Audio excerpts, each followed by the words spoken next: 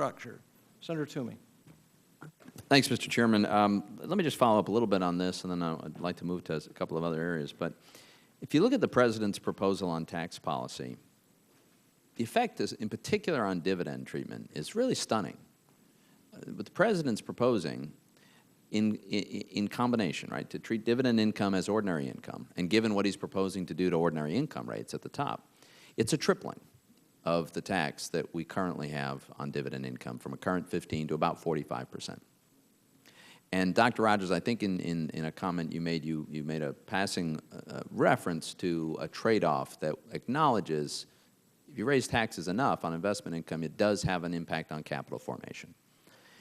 If we triple the return on investment on an aspect of dividend income, an aspect that has already been taxed because a corporation is only dividending after-tax income, and we about double the tax on capital gains, are you not worried that that could have a really significant detrimental effect on capital formation, which is critical to economic growth? And maybe each of you could briefly address that.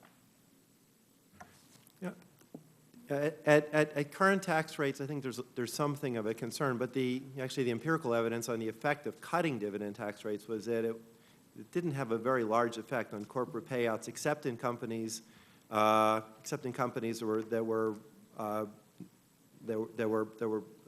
solely owned. You know, the issue of double tax is a complicated one because there are a lot of companies that don't pay any tax at all, and there are some companies that are taxed at the full rate. The Bush administration actually had a proposal to target dividend relief to the actual double taxation. If companies were paying tax, Walmart pays a 35% rate, GE pays a rate close to zero. Walmart could pass on to their shareholders a real break against dividends, and GE, the tax would be levied at the shareholder level. And I think that's actually a better approach.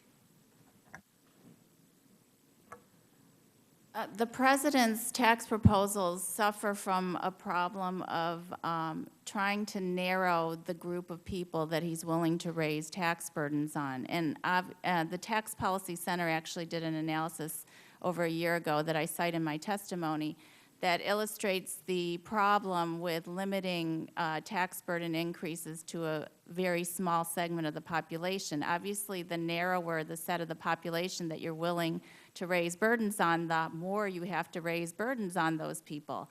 So my complaint about the Obama tax proposals is that there is a lot of targeting to the 250,000 and up category of households, and as a result, you are going to get higher increases in marginal tax rates on those households. Dr. Mitchell? Tripling the double tax on dividends is a misguided idea, but I'd like to augment that concern with something else by pushing dividend rates up to close to 45% when you also factor in what's happening because of the health care law to the taxation of a capital income. And then you compare that to what's happening with capital gains, which also would go up under the President's budget, but they would be split apart with one rate much higher than the other, and that then causes distortions in terms of retained earnings versus distributed earnings. So if you're going to have double taxation, at least have double taxation where you're treating it equally, so you're not adding not only a distortion between income that's saved versus income that's consumed, you then don't want to have an additional distortion between how the different forms of double taxation are applied. Thank you. My second question, and Dr. Rogers in a way anticipated this question, but everybody so far has discussed the virtue of broadening the base and lowering rates as the dynamic, a fundamental dynamic of tax reform. The President, in his corporate tax reform proposal, seems to be moving in that direction. But isn't it true that he's going in the exact opposite direction on individual tax policy, where he's calling for a narrowing of the base on which taxes would apply and an increase in marginal rates? Isn't this the exact opposite of what we've all discussed as the more constructive direction for tax reform? I actually share the same concern. Dr. Rogers pointed out that we're just focusing on a small portion of the population. It's because of a campaign promise. that's why I actually think your focus on tax reform is really key. We should be looking at, just instead of just piling on to this clearly broken system, we should be looking at completely overhauling it and removing as many distortions as we can, and then raising revenue to pay, enough revenue to pay for the government in a way that is fair and conducive to growth. The president is actually proposing to broaden the definition of the individual income tax base, but only for households over 250,000. So if you look at his proposal to limit itemized deductions to the 28% bracket, he's expanded that in this budget to include other tax expenditures, like including the exclusion of employer-provided health benefits.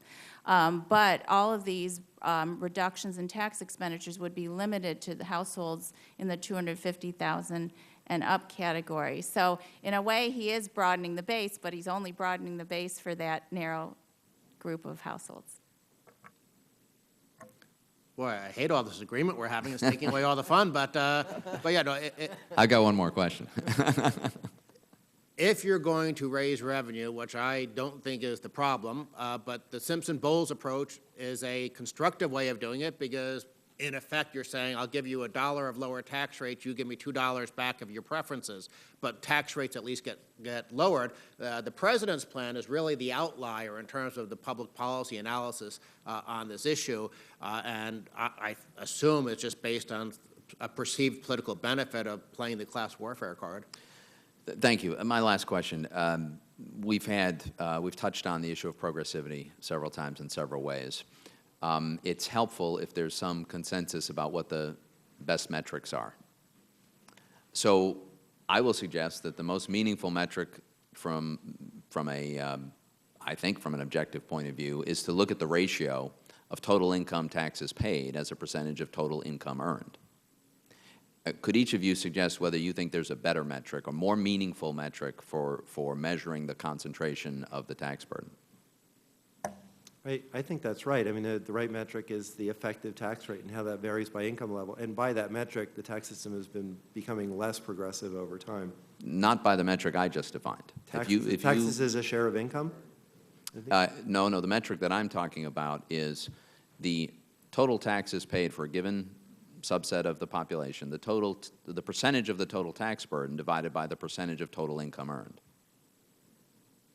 That's a pretty standard metric that is used. We have it on one of our charts here. And it gets to the fact, it goes to the point, because what you made a comment, Dr. Berman, that the reason for the increase in the tax burden in a given upper income bracket is because of the greater share of income.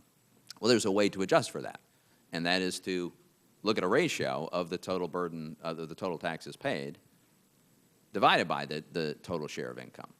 And by looking at that ratio, I think that suggests a relative shares of the tax burden in a much more meaningful way.